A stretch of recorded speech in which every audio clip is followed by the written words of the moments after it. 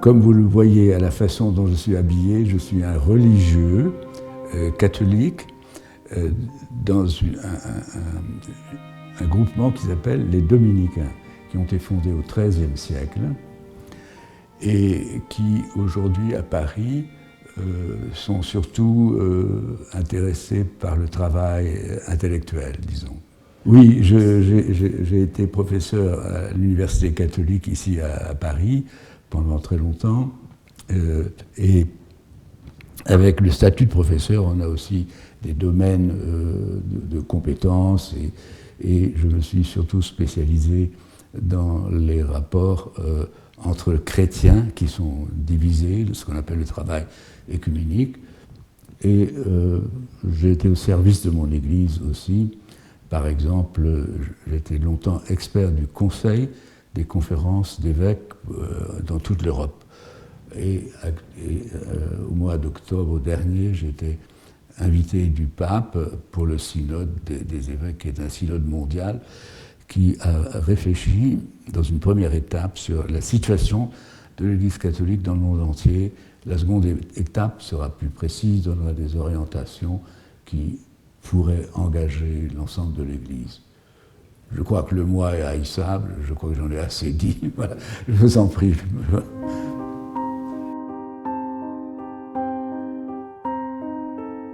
Bien, je crois que j'ai connu le mouvement Unimel par M. Unal, qui un jour m'a demandé si je pouvais lui prêter un local pour une réunion qu'il faisait avec des jeunes ici à Paris. Ça devait être autour de 2005. Et après quoi, le mouvement de Gulen m'a invité plusieurs fois et j'ai eu une connaissance donc assez réelle de ce que représentait le mouvement dans son esprit et dans ce qu'il faisait.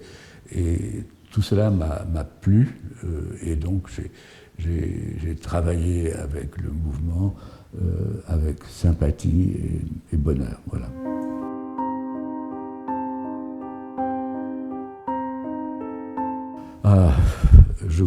Là, il faudrait 1 heure pour l'expliquer, mais disons, c'est un homme que j'admire, c'est un homme exceptionnel. Pourquoi ? Parce qu'il vient vraiment de la société traditionnelle turque.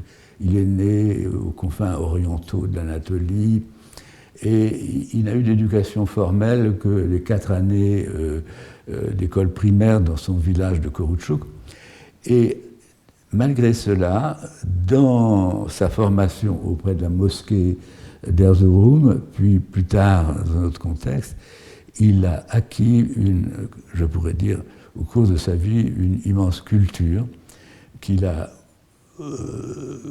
participé grandement, je crois, à la revitalisation de l'islam en Turquie par une islamisation par le bas, c'est-à-dire sans aucune contrainte, mais à partir de l'expérience religieuse intime que pouvaient faire beaucoup de musulmans croyants. Je pense que là, on trouve chez lui l'influence qu'il a reçue de Nursi et aussi d'une formation probablement de type soufi, qui a cet intérêt, au moins pour moi, que je trouve remarquable par rapport au reste de l'islam, c'est que lui et les soufis avec lui ne se contentent pas de suivre la loi ou les lois de l'islam, c'est la charia, mais ils ont une relation personnelle, profonde à Dieu. Et ça, on ne le trouve pas partout dans l'islam. Et c'est par ce biais-là, par exemple, M. Gulen prêchait avec des larmes. C'est par ce biais-là qu'il a sûrement touché énormément de gens dans une société qui était oppressive pour les croyants à l'époque. Alors, si je pouvais être plus long, je dirais encore beaucoup de choses. Moi, je trouve que c'est un pédagogue génial. C'est-à-dire, il a su non pas obliger les gens à faire des choses, mais il les a amenés d'eux-mêmes à faire des choses. Et il a su également, disons, mettre l'islam à jour. Je pense à la trouvaille tout à fait remarquable. Dans l'État ottoman, évidemment, les Turcs payaient la zakat, mais ça allait dans les impôts de l'État. Et lui, il a compris que la zakat pouvait être désormais décidée par les musulmans eux-mêmes à des fins d'éducation, ce qu'il a toujours souligné en faisant d'abord des sortes de pensionnats ou de dortoirs pour les étudiants, puis en multipliant les écoles d'excellence en Turquie, et non seulement en Turquie, mais dans le monde entier. Pédagogue remarquable, donc croyant profond, leader exceptionnel qui n'écrasait pas les personnes, mais justement les mettait eux-mêmes, librement, à faire des choses qu'on peut attendre d'un musulman. Et le Hizmet, par exemple, le secours, j'ai vu même, il y avait le souci de fournir des voitures de pompiers à je ne sais quel pays. Mais voilà, en très peu de mots, je viens de dire quelques petites choses, mais je pourrais en ajouter encore.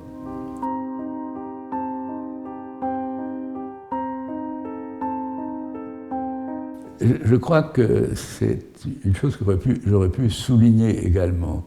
Ceci m'a beaucoup frappé, c'est que il a été exceptionnel dans ce domaine aussi. Dans une situation politique turque qui était difficile, il a, au fond, eu des initiatives de paix entre les différentes composantes de la population. Par exemple, les Alévis, il les a approchés, également d'un point de vue beaucoup plus politique que religieux cette fois-ci. Il a essayé également la pacification avec les Kurdes, mais ce n'est déjà encore ça qu'un aspect de sa personnalité et son activité et du mouvement Hizmet qui sont allés beaucoup plus loin. C'est-à-dire que M. Gülen lui-même avait un grand souci du dialogue interreligieux qui n'était pas très à la mode à l'époque, ni en Turquie, ni ailleurs. Et une chose exceptionnelle qu'il a faite, c'est d'aller rendre visite au pape de l'époque, qui était Jean-Paul II. Je pense que c'est quelque chose de remarquable et de constructif au niveau des symboles. Pourquoi? Parce que l'inimitié entre l'Empire ottoman et les pays chrétiens d'Europe a été réelle. C'était une sorte de colonisation de l'Europe, le siège de Vienne 2 fois, etc. La réponse chrétienne vis-à-vis de la Turquie était aussi belliqueuse. Et donc, comment faire la réconciliation? Eh bien, je crois qu'il faut faire des gestes comme ceux-là, qui coûtent très cher à la personne qui le fait, et des gestes qui ne sont pas non plus forcément compris immédiatement de l'ensemble de la population. Mais je crois qu'il y a d'autres exemples qui ne sont pas d'ordre religieux. Je pense à la réconciliation entre la France et l'Allemagne, par exemple. Nous avons été en guerre pendant 3 fois en 70 ans. Eh bien, aujourd'hui, nous travaillons, et nous avons travaillé depuis longtemps, à une réconciliation qui passe, par exemple, des choses simples, mais absolument nécessaires. C'est-à-dire que tous les livres d'histoire qui sont en usage dans les écoles primaires et secondaires en Allemagne et en France sont revus par des historiens français lorsqu'on parle de l'Allemagne dans les livres et par des historiens allemands quand nous parlons des Allemands dans les livres. De manière à... C'est une réconciliation, ils n'ont pas de motif religieux, c'est séculier, mais je trouve qu'il serait triste que nous qui sommes religieux, nous ne puissions pas faire autant que les païens. Et dans le domaine des relations entre musulmans et chrétiens, qui aujourd'hui encore, dimanche dernier, on a tué encore un chrétien dans une église catholique à Istanbul. Je crois que ceci est vraiment fondamental. Ça portera sûrement aussi des fruits à l'avenir, je suis sûr. Et le mouvement Hizmet, grâce à... je ne dirais pas forcément grâce à des dialogues savants, ça aussi c'est possible, mais grâce à la familiarité qui s'instaure entre musulmans et chrétiens dans les affaires, dans la vie quotidienne, dans la vie familiale éventuellement. Tout ça est très positif et les grandes choses ne se font pas s'il n'y a pas une préparation à la base.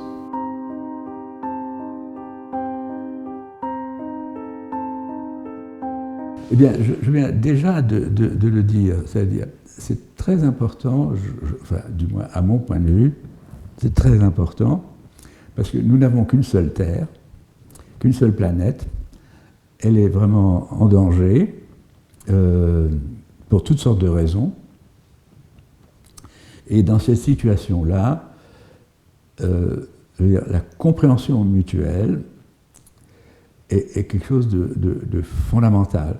Or, l'image publique de l'islam est que l'islam ne marche pas forcément dans cette direction, au sens où nous avons vu ces dérives de l'État islamique, les dérives des attentats et tout ça.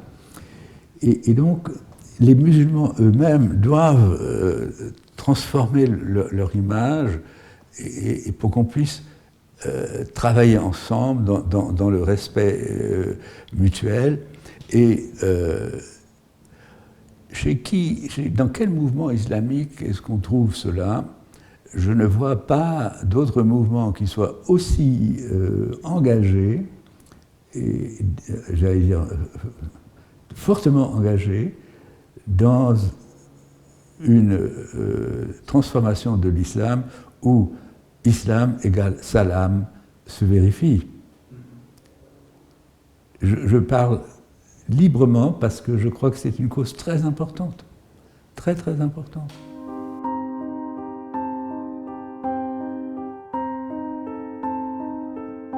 Je ne suis pas un sociologue de métier, ni un politiste de métier, donc je répondrai d'une manière générale, trop générale malheureusement. Mais je crois que si dans l'islam français, il y a un courant, parce que ça ne peut pas être autre chose, mais un courant qui soit dans la ligne de Hizmet, et ou soit Hizmet lui-même, un courant qui puisse se faire connaître. Parce que jusqu'à maintenant, on ne connaît que le Conseil du culte musulman, où les musulmans sont représentés par nation, semble-t-il, c'est-à-dire il y a les Marocains, les Algériens, les Turcs, et les quatrièmes, je ne sais plus qui c'est. Enfin bon. Et s'il y avait ce courant-là, nous aurions, non seulement dans le discours, dans ce qu'on dit, mais dans ce qu'on fait, on verra Hizmet se comportant ici comme il s'est comporté en Turquie et ailleurs, vise essentiellement à venir, comment dirais-je, en solidarité avec ceux qui ont besoin d'être aidés, et qu'ils soient musulmans ou non. Qu'ils puissent donner la priorité aux musulmans, c'est normal, mais ce qui est exceptionnel chez Gülen, c'est qu'il s'intéresse aux autres. Et ça, c'est très important à mon avis. Et donc, si ce courant de Gülen pouvait avoir une voix, la voix d'un courant, je crois qu'il aurait un apport. Mais la chose est complexe, c'est-à-dire l'action ne peut pas être seulement au niveau du registre de l'Alliance des musulmans en France, mais aussi si vous pouviez atteindre le monde médiatique et peut-être aussi le monde universitaire, je pense que ce serait la bonne manière. c'est pas totalement impossible. Par exemple, à l'Université de Strasbourg, il y a un professeur qui est, je crois, de formation soufie. C'est un converti français, je crois, à l'islam. Vous voyez, mais c'est tous ces registres-là. Mais ça réussira d'autant mieux que vous le ferez sur le mode de la collaboration. C'est-à-dire, par exemple, si vous faites un petit livre pour vous présenter en ne parlant que de vous, ça ne sert à rien. Mais si vous faites un livre qui vous présente en relation avec les autres, là, vous gagnerez. Parce que ça, c'est constructif. C'est comme pour nous, les chrétiens, l'apologétique, c'est-à-dire montrer que les autres se trompent à notre sujet. Ça peut être utile, mais ça n'avance pas à grand-chose. C'est notre conduite de chrétien qui fera un peu plus de vérité, un peu plus de justice, un peu plus de respect. Mais je crois que sur ces trois thèmes, vous pouvez avancer comme nous-mêmes nous essayons d'avancer.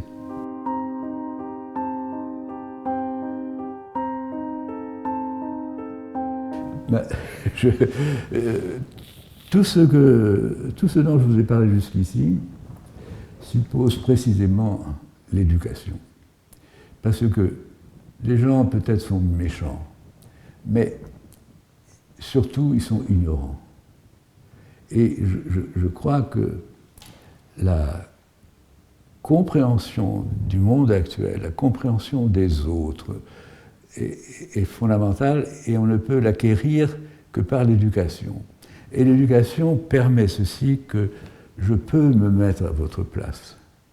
Nous pouvons, vous avez des lunettes, moi aussi, nous pouvons échanger nos lunettes.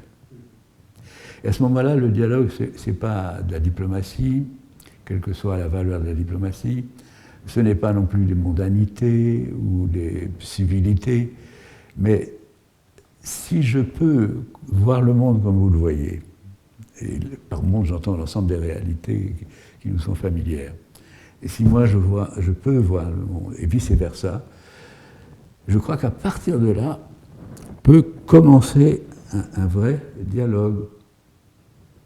Parce que le dialogue de la coexistence, la coexistence c'est très bien, mais le dialogue peut aller plus loin, au moins pour certaines personnes. Mais ce dialogue-là est important parce que la formation religieuse, la relation à Dieu, etc., c'est ça qui est fondamental, comme Gulen l'a vu.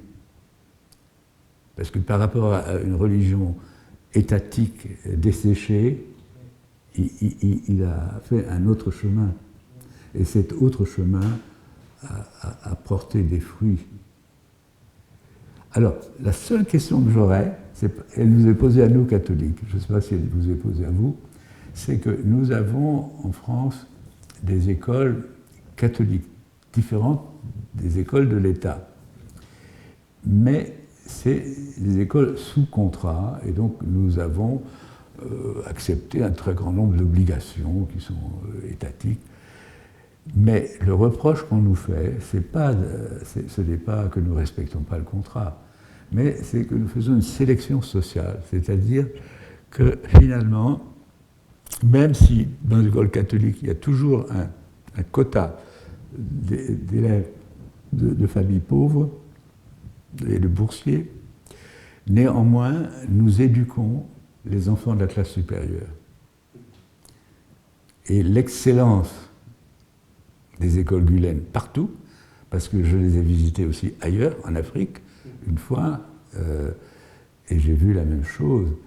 Ce sont des écoles d'excellence. Les élèves sont admis à 100% dans les concours pour autre chose, etc. Alors, je ne sais pas si c'est une question pour vous, mais pour nous, c'est une question qui nous est posée. C'est-à-dire, l'enseignement public accueille tout le monde, et vous êtes sélectif, vont-ils dire.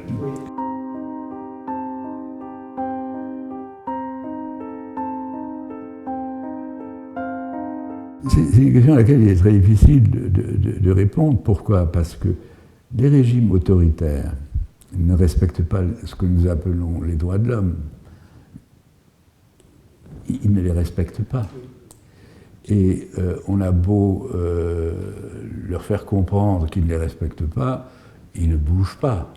Je veux dire, tellement de régimes sont comme ça. Et là aussi, Gülen est important parce que il sait, il a été démocrate aussi. Ça, on ne le dit pas très souvent. Mais venant d'une société tout à fait traditionnelle, il a su s'adapter à une société qui était quand même divisée comme la société turque. Et là, il a vraiment perçu cette importance. Enfin, ça c'est clair dans mon esprit. La démocratie, c'est pas la dictature de la majorité, mais c'est un régime dans lequel on négocie. On négocie, on respecte les points de vue des autres. Mais que faire? Je veux dire, dans notre presse, nous pouvons toujours attirer l'attention sur ce qui se passe en Turquie et les choses éventuellement injustes ou manifestement injustes. Mais je ne vois pas très bien ce qu'on peut faire parce que le dialogue entre les États ne fait rien. Les ONG ne font pas grand-chose. Il y a à espérer que la population turque, qui est quand même, dans sa grande majorité, au moins dans plus de la moitié, est une société désormais vraiment éduquée. Elle va en avoir assez d'un régime dictatorial ou pseudo-dictatorial. Et à des élections, va pouvoir changer les choses. Mais c'est très difficile. Regardez la Russie. Regardez la Russie. Il y a aussi en Russie des intellectuels remarquables, mais je veux dire, on les met en prison, et le dictateur fait la guerre, annexe un pays voisin et ne recule pas. Oui, non. Moi, j'avoue que j'ai vraiment beaucoup apprécié le mouvement de Gülen. Et j'ai même tiré des leçons pour nous-mêmes, catholiques. Par exemple, ce qu'il fait avec les entrepreneurs, etc., et les conseils qu'on fait entre entrepreneurs pour soutenir telle école, etc., ou les soapheads aussi, je prononce bien, soapheads. Oui. Oui, mais je veux dire, nous devrions faire ça, nous catholiques, avec l'Évangile. Et je me suis dit, c'est vraiment, nous devons apprendre ça. Chaque semaine, on en est sur le Oui, ben ça me paraît fondamental. Et de même, ces types de Muteveli, je souhaiterais qu'on ait ça chez nous. Oui. Et je crois même que si nous n'avons pas ce genre de choses, la sécularisation continuera. Pourquoi? Parce que ce genre de choses, les soapheads, les Muteveli, etc., ça veut dire que la conviction religieuse et les réalités religieuses ne se transmettent pas seulement par ce qu'on dit, par le discours. C'est les réalisations qui permettent la transmission. Et ça, Gülen a été génial à ce point de vue. Il a fait ça.